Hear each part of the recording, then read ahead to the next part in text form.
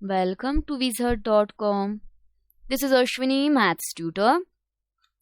Our question is the difference of the place value and the face value of 2 in 98,200,4,157 is. We have to find the difference between the place value and the face value of 2 in 98,200,4,157.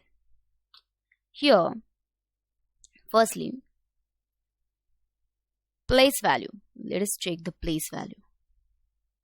As 2 is at this 7 is at units place, 5 is at tens place, 1 is at hundreds place, 4 is at thousands place, 10 is at 10,000s place, 2 is at 100,000s place. Okay, so the place value is 200,000. Okay, and face value is that number itself. It means 2. So the difference between the place value and the face value is